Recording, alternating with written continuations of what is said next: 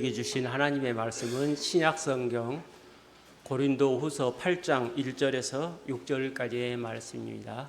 신약성경 293면에 있는 고린도후서 8장 1절에서부터 6절까지의 말씀입니다. 형제들아, 하나님께서 마게도냐 교회들에게 주신 은혜를 우리가 너희에게 알리노니 환난의 많은 시련 가운데서 그들의 넘치는 기쁨과 극심한 가난이 그들의 풍성한 연보를 넘치도록 하게 하셨느니라. 내가 증언하노니 그들이 힘대로 할 뿐 아니라 힘에 지나도록 자원하여 이 은혜와 성도 섬기는 일에 참여함에 대하여 우리에게 간절히 구하니 우리가 바라던 것뿐 아니라 그들이 먼저 자신을 주께 드리고 또 하나님의 뜻을 따라 우리에게 주었도다. 그러므로 우리가 디도를 권하여 그가 이미 너희 가운데서 시작하였은즉 이 은혜를 그대로 성취하게 하라 하였노라. 아멘. 바울은 사역 초기부터 예루살렘 교회의 가난한 성도들을 위한 연보에 신경을 썼습니다. 우리가 연보라 하면 헌금과 바꿔 쓸 수 있습니다. 다만 헌금이 하나님께 드리는 어떤 수직적인 차원을 강조한다면 연보는 물론 하나님께 드리지만 또 사람을 돕는 수평적 차원이 두드러집니다. 사도행전 11장에서 아가보라고 하는 선지자가 예루살렘에서 안디옥으로 와서 예언하였습니다. 천하에 큰 흉년이 들 겁니다. 그리고 글라우디 황제 때에 그렇게 되었습니다. 이에 안디옥 교회가 자기 형편에 따라 몫을 정하여 바울과 바나바를 통해서 예루살렘 교회에 부조를 보냈습니다. 이후에 예루살렘 교회를 위한 연보는 바울에게 중요한 관심사였습니다. 게다가 예루살렘 교회의 지도자였던 야고보, 베드로, 요한과 함께 모였을 때입니다. 그들이 바울에게 특별히 요청하기를 계속해서 예루살렘 교회의 가난한 성도들을 기억해달라 이렇게 이야기했습니다. 그래서 바울은 선교하는 내내 예루살렘 교회를 위한 연보에 신경을 썼고 또 선교 기간이 끝나갈 무렵에는 그동안 자신이 세웠던 교회들, 그러니까 마게도냐, 갈라디아, 아시아 그리고 아가야에 있는 교회들에게 연보를 마련하는데 온 힘을 쏟았습니다. 물론 연보는 예루살렘 교회의 가난한 성도들을 돕기 위함이지만 바울은 동시에 이 연보를 통해서 예루살렘 교회와 이방 교회가 하나 되기를 기대하였을 것입니다. 그만큼 바울에게는 굉장히 중요한 일이었습니다. 본문에서 바울이 연보에 대한 이야기를 시작합니다. 근데 바울이 대뜸 마게도냐 교회들을 칭찬합니다. 이때 마게도냐 교회들이라고 한다면 마게도냐 지역에 있는 교회들, 그러니까 바울이 세웠던 빌립보 교회, 데살로니가 교회, 베레아 교회입니다. 그 교회들은 2절에서 말하는 것처럼 환난에 많은 시련을 겪었습니다. 그리고 극심한 가난으로 어려운 가운데 있었습니다. 왜 그런가 하면 예수님을 믿는다는 이유로 박해를 받아서입니다. 박해는 환난에 많은 시련뿐만 아니라 극심한 가난에 빠지기까지 하였습니다. 그러니까 제가 아는 동네에 얼만큼 큰 마트가 있습니다. 위치도 좋고 가격 경쟁력도 좋습니다. 그래서 한때 또 잘 되다가 어느 순간부터 주인이 불친절하다는 말이 사람들의 입에 오르내렸습니다. 그리고 얼마 되지 않아서 결국 문을 닫았습니다. 그러니까 동네에서는 그렇습니다. 입소문이 어떻게 나는가에 따라서 그 결과가 성패가 달라지죠. 근데 그럴 때 앞에서 말했던 빌립보나 데살로니가 그리고 베레아라고 했을 때 우리는 도시라고 하지만요, 오늘로 생각하면 그냥 동네에 불과합니다. 그러니까 마게도냐 교회 성도들이 예수님을 주로 그리스도로 고백하면서 그 모든 사람들이 참석했던, 그러니까 로마 신을 위한 제사나 혹은 신과 관련한 축제에 참여하지 않았습니다. 그리고 그것 때문에 사람들의 입에 오르내리면서 경제적으로 따돌림을 당한 거예요. 거기에 있는 사람들이 예수님을 믿는다고 하는 사람들과 상대해주지 않았고 아무런 거래를 하지 않게 됐죠.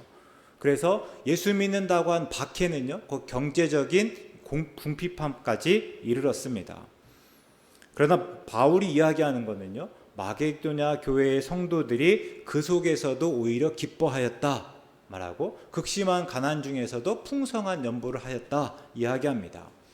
그러니까 바울이 계속해서 마게도냐 교회 성도들을 칭찬합니다. 그들은 자기의 힘대로 할 뿐 아니라 힘에 지나도록 자원하였다 말합니다. 그러니까 자원하였다 하는 거는요, 바울은 마게도냐 교회들의 형편을 잘 알고 있습니다. 그 성도들이 얼마나 힘들고 어려운지를 알기 때문에 그들에게는 따로 연보를 부탁하지 않았습니다. 그런데 그들이 연보에 관한 소식을 듣고 오히려 먼저 바울에게 와서 우리도 그 연보에 참여하게 해 주십시오. 우리도 예루살렘 교회를 위한 그 연보에 동참하게 해 주십시오. 간청하였다 하는 내용입니다. 이게 지금 본문에서 바울이 이야기한 내용들인데요.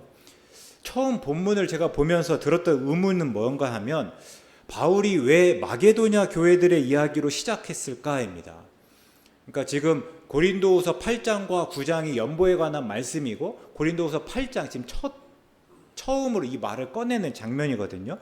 근데 지금 왜 마게도냐 교회들의 이야기로 시작했을까? 그 본문이 고린도 후서라고 하니까요, 고린도 교회에 보내는 편지입니다. 분명 고린도 교회들은 마게도냐 교회의 이야기를 했을 때 어떤 식으로든 간에 자극을 받았을 겁니다. 근데 도전이 아니라 반발일 수 있습니다. 특별히 바울과 고린도 교회 관계가 썩 좋지 않았습니다. 정확하게는 나빴죠. 그래서 그 갈등이 계속해서 이어지고 있는데 바울에게 고린도 교회는 언제나 그냥 아픈 손가락이었습니다. 근데 이런 자극이 얼마나 효과적일까 하는 생각이 드는 거예요. 관계가 썩 좋지 않고 늘 위태위태한 상황에서 처음 연보, 그러니까 어려운 이야기를 꺼내는데 왜 마게도냐 교회를 칭찬하면서 자극하는 것일까 하는 생각이죠. 이런 이야기 들었을 때 고린도 교회가 기꺼이 연보에 참여하게 되었을까? 특별히 마게도냐 교회도 이렇게 했으니까 우리도 이렇게 해야겠다 이런 마음을 가졌을까? 아니면 그래서 어쩌라는 식으로 대답하게 되었을까 하는 생각들이 들었습니다. 그래서 제가 본문을 포함해서 고린도후서 8장과 9장 전체를 찬찬히 읽어보았습니다. 그러면서 다시 보게 되는 거는요, 바울이 진짜 하고 싶은 말은 연보가 아니라 은혜다 하는 생각을 하게 됩니다. 그러니까 바울은 연보에 참여하라, 너희는 마게도냐 교회들보다 부유하니 더 많은 연보를 내라, 이렇게 말하는 것이 아니라 연보의 원리에 대해서 말하고 있습니다. 그러니까 연보는 은혜를 알고 그 은혜에 보답하는 방식이다 하는 이야기를 합니다. 제가 오래되지 않았습니다. 5월 마지막 주 설교였는데 그때 은혜에 대해서 말하였습니다. 우리가 은혜를 생각할 때 종종 보답을 바라지 않고 주는 선물로 이해한다. 그래서 하나님의 은혜를 받기만 하고 보답하지 않아도 되는 것처럼 생각할 때가 있는데 과연 그럴까? 한번 따져봐야 한다 하는 이야기였습니다. 좀 다르게 생각해보자 하는 의도예요. 은혜가 그렇게 일방적이지 않습니다. 오히려 교환의 원리가 있습니다. 특별히 바울의 때에 은혜로 쓰인 말들이 의미가 그래요. 그냥 일방적으로 내 걸 주는 것이 아니라 은혜는 언제나 교환의 의미를 포함하고 있다. 그러니까 은혜를 줄 때에는 어떤 식으로든지 간에 갚아질 것을 기대한다 하는 거예요. 물론 꼭 그 은혜에 준하는 어떤 것으로 갚는 것은 아닙니다. 그러니까 10개를 받았다고 해서 내가 10개를 주거나 10개를 받았으니 거기에 엇비슷하게라도 주어야 되는 것은 아니에요. 다만 감사와 존경의 마음일 수도 있습니다. 그러나 중요한 것은 그게 무엇이든지 간에 은혜에 보답해야 되고 은혜에 보답할 때에만 그 관계가 계속해서 유지된다 하는 거예요. 예를 들어서 어떤 친구가 내게 호의를 베풀었다고 하겠습니다. 근데 어떤 형식으로 내가 보답하지 않고 아무런 감사조차 표하지 않는다면 과연 그 친구의 관계가 오래 유지될 수 있을까 하는 물음입니다. 분명 그 친구는 나와의 관계를 그렇게 중요하게 여기지 않는구나 라고 생각하고 더 이상 교제하지 않을 수도 있습니다. 근데 하나님의 은혜도 마찬가지입니다. 그래서 우리가 은혜를 받았다 하면 우리는 어떤 식으로든지 간에 그 은혜에 반응할, 은혜에 보답할 의무가 있습니다. 그럼 그 은혜가 무엇인가? 성경에서 봤을 때는요, 먼저 하나님의 뜻대로 사는 일입니다. 그래서 바울이 항상 앞에서 교리적인 이야기들, 은혜에 대해서 이야기하고 나서 맨 마지막에 하는 결론은 무엇입니까? 이 세대를 본받지 말고 오직 마음을 새롭게 함으로 변화를 받아서 하나님의 선하시고 기뻐하시고 온전하신 뜻이 무엇인지 분별하라입니다. 그 뜻을 분별하고 그 뜻에 순종하여 살아라입니다. 은혜를 알았다면 그냥 은혜를 아는 것으로 끝내지 말고 은혜 받은 자답게 살아가라. 은혜 받은 자답게 살아가는 것은요, 하나님의 뜻을 분별하고 그 뜻에 순종하는 일이다 하는 거예요. 왜 그래야 되는가? 우리가 하나님의 은혜를 받았기 때문에, 그리고 그렇게 살아가는 것이 하나님의 은혜에 대한 보답이기 때문이다 하는 이야기입니다. 연보 역시 하나님의 은혜에 대한 보답입니다. 그래서 하나님께서 우리에게 은혜를 주셨으니, 은혜를 선물이라는 말로 바꿔보면요, 하나님께서 우리에게 선물을 주셨으니 우리도 하나님께 선물을 드리는 것입니다. 근데 앞에서 연보는 사람을 돕는 수평적 차원이 강하다 하였습니다. 그러면 물을 수 있죠. 사람을 돕는 게 어떻게 하나님께 드리는 것이 됩니까? 연보는 하나님께 선물을 받고 사람에게 선물하는 것 아닙니까? 물을 수 있습니다. 맞아요. 그런데 사람에게 선물하는 것이 또 하나님에게 선물하는 것입니다. 무슨 말인가 하면, 우리가 하나님의 은혜에 보답하여 연보를 하고 다른 사람을 돕습니다. 그러면 그 다른 사람이 그 연보로 말미암아 하나님께 감사하고 하나님께 영광을 돌리는데, 하나님이 그 다른 사람의 영광과 감사를 하나님이 우리에게 베푸신 일에 대한 보답으로 여기기 때문입니다. 그래서 고린도서 9장 11절부터 13절의 말씀인데요, 보겠습니다. 너희가 모든 일에 넉넉하여 너그럽게 연보를 함은 그들이 우리로 말미암아 하나님께 감사하게 하는 것이다. 우리가 연보한 것으로, 우리가 다른 사람을 도울 때 다른 사람들이 그걸로 말미암아 하나님께 감사하는 거죠. 이 봉사의 직무가 성도들의 부족한 것을 보충할 뿐 아니라 사람들이 하나님께 드리는 많은 감사로 말미암아 넘쳤느니라. 이 직무로 증거를 삼아 너희가 그리스도의 복음을 진실이 믿고 복종하는 것과 그들과 모든 사람을 섬기는 너희의 후한 연보로 말미암아 하나님께 영광을 돌린다 말하고 있습니다. 그러니까 내가 하나님께 감사하고 하나님께 영광을 돌리면서 연보를 하면요, 그 연보로 도움을 받은 사람도 하나님께 감사하고 영광을 돌립니다. 그러니까 하나님께서 내게 베푸신 일로 더 많은 감사가 넘치는 거예요. 더 큰 영광을 받으시는 거죠.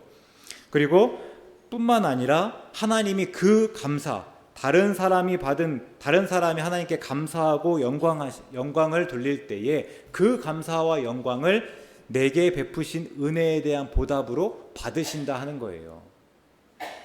이게 마태복음 25장에 있는 양과 염소의 이야기입니다. 마지막에 목자가 양과 염소를 구분하듯이 예수님께서 임금으로 오셔서 사람들을 오른쪽과 왼쪽으로 구분하신다 이렇게 말씀하시는데요. 그래서 오른쪽에 있는 사람에게 예수님께서 하시는 말씀이 너에게는 복이 있다. 하나님의 나라를 차지하라 이렇게 말씀하십니다. 그리고 그 이유를 이어서 말씀하시는데요.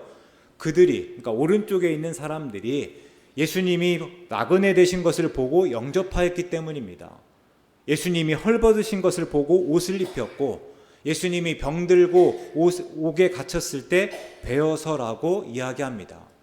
그러자 이제 그 오른편에 있었던 사람, 그러니까 그 이야기를 들은 사람들이 예수님께 묻는 거예요. 예수님, 우리가 언제 그랬습니까?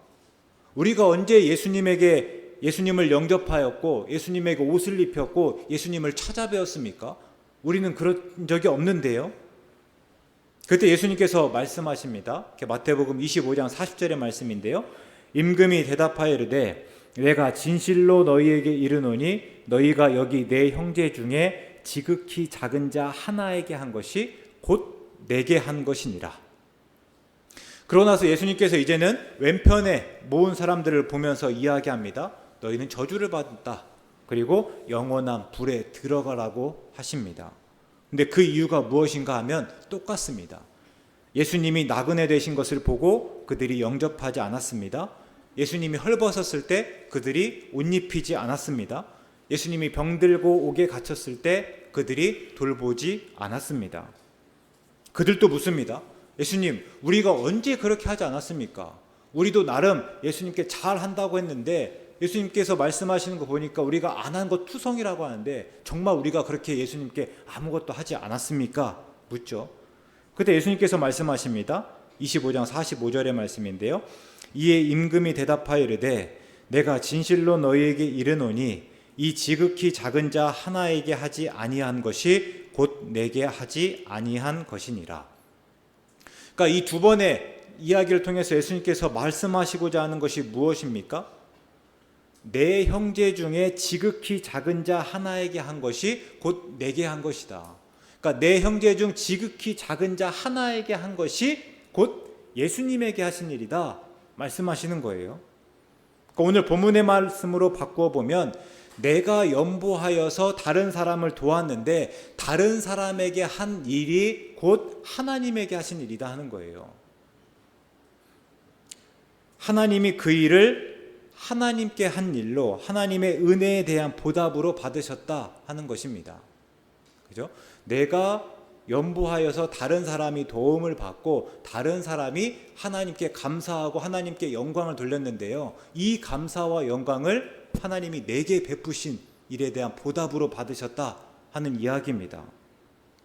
그래서 이런 이해를 가지고 다시 본문을 보시면 이제 확실히 앞에서와 좀 다르게 볼 수 있는데요. 먼저 1절에서 바울의 이야기를 보면 고린도 교회 성도들에게 마게도냐 교회의 연보에 대해서 알리는 것이 아닙니다. 그러니까 마게도냐 교회들은 어려운 상황에서도 이렇게 연보하였다 이것을 강조하는 것이 아니다 하는 것을 보게 되는데요. 하나님이 그들에게 주신 은혜, 하나님이 마게도냐 교회에 베푸신 은혜에 대해서 말씀하고 알리고 있습니다. 그래서 1절에서 보시면요. 형제들아 하나님께서 마게도냐 교회들에게 주신 은혜를 우리가 너희에게 알린다 하십니다. 그럼 마게도냐 교회들이 왜 연보를 하는가? 그 동기가 무엇인가 하면요. 바로 하나님께 받은 은혜입니다. 그 은혜를 알리는 거예요. 그러면 고린도 교회 성도들에게 하는 말의 요점은 무엇인가 하면 너희에게 주신 하나님의 은혜를 생각하라는 것입니다. 그러니까 결국에는 마게도냐 교회에 하나님께서 이렇게 은혜 주셔서 마게도냐 교회가 이렇게 반응하였다 하는 것이고, 그럼 너희에게 주신 은혜가 무엇인지를 따져보아라 하는 이야기죠. 단순 연보에 참여해라, 너희는 부유하니까 더 많이 내라 하는 것이 아니라 하나님의 은혜를 생각하고 그 하나님의 은혜에 보답하라 하는 말씀입니다. 그러면 마게도냐 교회 성도들에게 은혜는 무엇이었을까? 또 한번 생각해 볼 수 있습니다. 앞에서 말씀드렸듯이요, 마게도냐 교회는 많은 환난을 겪었고 또 극심한 가난 속에 있었습니다. 그러니까 우리가 생각하는 은혜, 부와 평안은 아니었습니다. 그런데 그것보다 더 큰 기쁨이 있었다. 그러니까 환난의 많은 시련을 겪는 가운데 더 큰 기쁨을 누렸고 극심한 가난 속에서 풍성한 연보를 넘치도록 하였습니다. 그럼 우리가 이제 한 번쯤 다시 또 고민하고 묵상해야 되는 거는요, 어떻게 그럴 수 있을까예요. 늘 많은 환난의 시련이 있습니다. 극심한 가난 속에 있습니다. 어떻게 그 속에서 기뻐하고 어떻게 그 가운데서 더 많은 연보를 내놓을 수 있을까? 예수님이에요. 더 구체적으로 말씀드리면 예수님 안에서 하나님의 사랑을 깨달았기 때문입니다. 그래서 환난의 많은 시련 속에서 기뻐할 수 있었고 극심한 가난 속에서 풍성한 연보를 넘치도록 하였습니다. 이거를 본문 다음에 나온 9절의 말씀으로 한번 우리가 이야기해 보면요. 9절에 우리 주 예수 그리스도의 은혜를 너희가 알거니와 부요하신 이로써 너희를 위하여 가난하게 되심은 그의 가난함으로 말미암아 너희를 부요하게 하려 하심이라 합니다. 예수님이 부요하셨는데 가난하게 되었고 예수님의 가난하게 되심으로 우리는 부요하게 되었다 하는 말씀이에요. 예수님은 하늘의 모든 영광을 다 가지신 부요한 분이었지만 우리를 위해서 가난하게 되었습니다.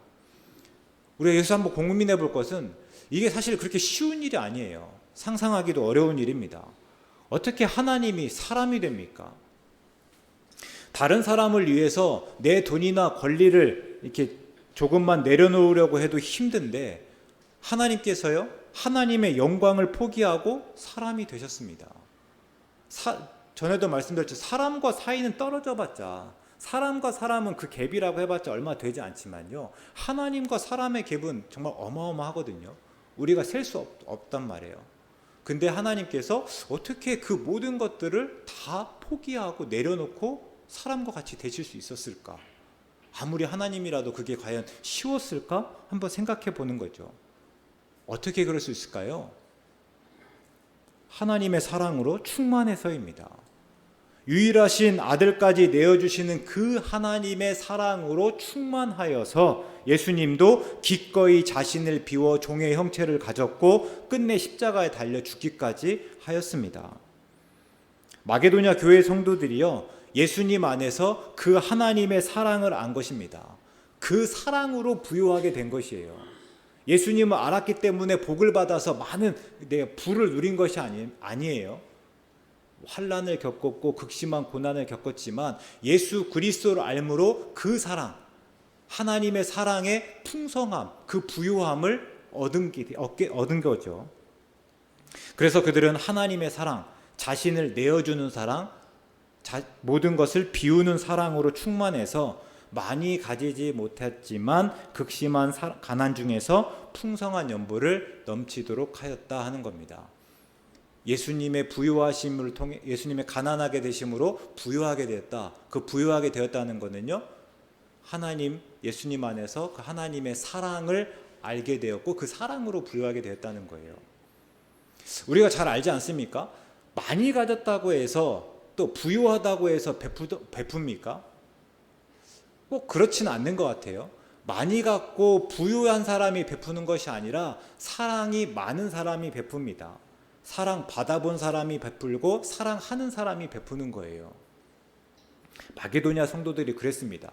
비록 많이 가지지 못하였지만 하나님의 예수님 안에서 하나님의 사랑을 분명히 깨닫고 나니까 그 사랑으로 부유하게 되니까 더 많이 베풀 수 있었습니다. 바울이 이 얘기하고 있습니다. 그리고 또 그들에게 연보가 무엇이었는가를 5절에서 설명하는데요.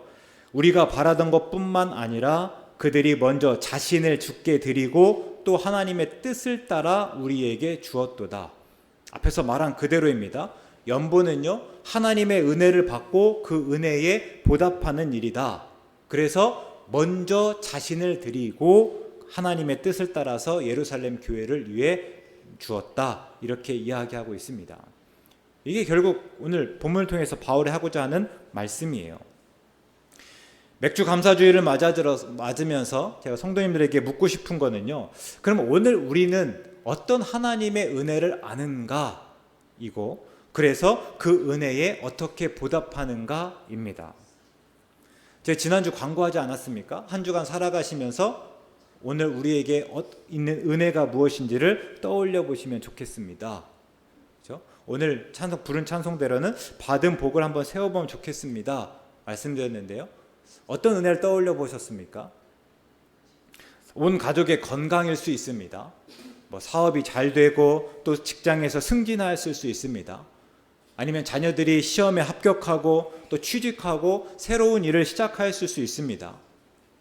그게 무엇이든지 간에 그것을 은혜라고 고백하신다면요, 그 은혜에 보답하는 마음으로 사시기 바랍니다. 그런데 바라기는요, 항상 그 은혜 가운데 예수님을 먼저 꼽으실 수 있기 바랍니다. 예수님 안에서 유일하신 아들까지 내어주신 그 하나님의 사랑을 알고 그 사랑으로 풍성해질 수 있기를, 그 사랑을 온전히 경험하실 수 있기를 바랍니다. 내 죄를 대신해서 십자가에 달려 죽으심으로 나를 살리신 예수님의 그 은혜, 자신이 죽으심으로 나를 살리신 그 은혜를 고백하실 수 있기 바랍니다. 그때에만 우리는요, 앞에서 언급한 은혜로 감사할 뿐만 아니라 마게도냐 교회 성도들처럼 환난의 많은 시련 속에서도 그런 은혜가 주어지지 않은 때조차 기뻐할 수 있고, 또 극심한 가난 중에서도 오히려 다른 사람에게 우리의 은혜를 흘려보낼 수 있기 때문입니다. 우리가 보통 은혜를 모든 것이 은혜다 고백하잖아요. 그러기 위해서는요, 예수 그리스도 안에 나타난 그 은혜를 알아야 합니다. 그 은혜를 깨달을 때에만 다른 모든 것이 은혜가 되는 것이에요. 그 은혜를 깨달을 때에만 주신 것도 은혜이지만 주시지 않은 것도 은혜다 고백할 수 있다 하는 것입니다. 그래서 그 은혜 꼭 깨달으실 수 있으면 좋겠습니다. 마게도냐 교회 성도처럼 살았던 한 사람에 대한 이야기입니다. 미즈노 겐조라는 일본의 시인입니다. 혹시 들어보셨는지 모르겠는데요, 초등학교 4학년 때 뇌성마비를 앓으면서 전신마비가 옵니다. 그리고 이제 말도 할 수 없게 되었습니다. 이제 고통 속에서 죽을 날만 기다리다가 마을 교회로 목사로부터 성경책 한 권을 선물로 받게 됩니다. 어머니가 옆에 앉아 있으면 옆에서 돌보면서 앉지 못하는 그 아들을 위해서 엎드려서라도 이 성경 보도록 이 작은 나무 받침대를 만들어 주었습니다. 그러니까 그때부터는 이제요, 겐조가 이렇게 엎드려서 앞에 펼쳐져 있는 성경을 보게 되는데, 다 한 장을 읽고 나면 눈을 깜빡입니다. 그러면 어머니가 넘겨주죠. 학교를 갈 수도 없습니다. 교회에 갈 수도 없어요. 그러니까 매일 집에서 그냥 그렇게 엎드린 채로 눈 깜빡이면서 성경을 읽습니다. 근데 성경을 읽다가 그 가운데서 예수님의 은혜를 알았습니다. 예수님의 은혜를 알과 동시에 내가 살아야 하는 이유, 내 삶의 의미를 찾게 되었습니다. 그때부터 겐조가 웃음을 되찾습니다. 그래서 늘 웃음을 지어 보이곤 하는데요, 그게 사실은 자신의 감정을 보이는 유일한 방법이었습니다. 18세 때부터는 시를 쓰기 시작합니다. 그러니까 어머니가 문자판을 보여줘요. 일본말로 할 때 우리나라 자음, 모음이 있을 거잖아요. 그럼 자음을 따라가서 쭉 어머니가 따라가다 보면 눈을 깜빡이면 이제 그 자음에서 멈추고, 그 다음 다시 모음을 쭉 따라가다가 또 눈을 깜빡이면 또 그 모음에서 멈추고, 이렇게 해서 한자 한자 시를 써갑니다. 그래서 눈 깜빡이 시인이라고 하기도 하는데요, 그 중에서 감사함이라는 시입니다. 말을 못하는 나는 감사합니다 라고 말하는 것 대신에 미소를 짓는다. 아침부터 몇 번씩 미소를 짓는다. 괴로울 때도 슬플 때도 진심으로 미소를 짓는다. 어렵지 않은 시예요. 근데 한번 가만히 생각해 보면요, 사실 겐조는 이 전신마비가 오면서 얼굴 근육조차 잘 움직일 수가 없습니다. 근데 미소를 지으려고 얼마나 노력했을까. 그 미소를 짓는다는데요, 그 하나, 유일하게 지을 수 있는 표정 하나를 위해서 얼마나 연습하셨을까. 우리도 연습해야 됩니다. 미소를 짓기 위해서 많이 연습하시기 바랍니다. 아마 지을 수 있는 그 표정을 위해서 죽도록 연습해서 하나 지을 텐데요, 그래서 항상 미소만 짓습니다. 근데요, 감사할 때만 아니라 괴로울 때도 슬플 때도 미소를 짓습니다. 조금만 시를 조금 곱씹어 보면요, 말을 못하니까 감사하다는 말 대신에 미소를 짓는다고 합니다. 그러니까요, 감사가 미소이고 미소가 감사입니다. 근데 괴로울 때도 슬플 때도 미소를 짓습니다. 그 말은요, 괴로울 때도 슬플 때도 감사하다고 말하는 거예요. 그 말이 더 묵직하게 들리는 게요, 앞에 진심으로입니다. 그러니까 괴로울 때도 슬플 때도 진심으로 감사합니다. 어떻게 그럴 수 있을까? 살아있기 때문입니다. 살아있기 때문에 괴로움 때도 있고 슬플 때도 있고, 살아있기 때문에 내가 항상 진심으로 감사하는 것입니다. 그러니까 겐조에게는요, 살아있는 것이 예수님의 은혜입니다. 제가 생각할 때 겐조가 삶의 이유를 어떻게 찾았을까 한번 좀 고민해 볼 때요, 예수님이 나를 위해서 십자가에서 죽으셨잖아요. 그러니까 나를 살리기 위해서 십자가에 달려 죽으셨습니다. 결국 그거는요, 나를 살리기 위해서, 특별히 나를 영원히 살게 하기 위해서 아닙니까? 그러니까 내가 살아 있는 것이 예수님의 은혜인 거예요. 나를 살리기 위해서 예수님은 죽으셨고 내가 살고 또 앞으로 계속해서 살아가는 것이 그 예수님이 행하신 일이라는 것을 알게 되었겠다 생각합니다. 그래서 살아있는 동안에 애써서 미소를 지음으로 감사하는 것이고 그것이 예수님이 내게 주신 은혜에 보답하는 일이었습니다. 마게도냐 교회 성도들이나 또 미즈노 겐조나 특별하게 사는 사람들인 듯한데요. 제가 종종 깨닫는 거는요. 신방을 하다 보니까 우리 장로님들 또 권사님 또 집사님 성도님들의 말과 행동을 통해서 그들의 모습을 그대로 보곤 합니다. 예수님 때문에 힘들고 어려운 중에 기뻐하십니다. 예수님 때문에 넉넉하지 않지만 다른 사람에게 베푸십니다. 예수님 때문에 항상 진심으로 미소를 지어 보이시고 예수님 때문에 감사할 수 없은 듯한 이유로 감사하십니다. 그때마다 얼마나 도전이 되고 은혜가 되는지 모르겠습니다. 또 우리 몇 분들만입니까? 우리도 제한적이긴 하지만 아직 충분하진 않지만 다 그렇게 은혜를 고백하며 은혜에 보답하며 살아가고 있습니다. 또 이렇게 말씀 듣는 때마다는요. 또 그 은혜에 보답하며 살아갈 것을 새롭게 다짐합니다. 그래서 바라는 거는요. 우리가 더 예수님을 떠올리고 바라볼 수 있어야 됩니다. 그 원천이 예수님이기 때문입니다. 오늘 우리가 그렇게 살아갈 수 있는 까닭, 또 그렇게 살아가기로 다짐하고 작정하는 까닭 다 예수님 때문입니다. 6절에서 바울이 디도에게 말하였습니다. 이 은혜를 그대로 성취하게 하라. 바라기는 우리의 은혜를 성취하여 가시기 바랍니다. 예수님을 바라보고 예수님을 묵상하는 가운데 예수님의 은혜를 깨닫고 그 은혜대로 보답하며 살아가시되 특별히 그 은혜를 흘려보내실 수 있기 바랍니다. 그래서 은혜의 통로로서 역할을 잘 감당하는 우리가 되고 또 그런 새한교회가 되기를 주의 이름으로 간절히 축원합니다. 사랑의 하나님, 우리는 종종 은혜를 오해합니다. 무조건적이라 하며 그래서 아무 의무가 없는 것처럼 여기고 그러다 보니 은혜와 상관없이 살 때가 있습니다. 이제 은혜를 다시 고민하게 하시고 은혜에 보답하며 살아가게 하시옵소서. 은혜를 흘려보냄으로 하나님을 영화롭게 하게 하여 주옵소서. 예수님의 이름으로 기도드립니다. 아멘.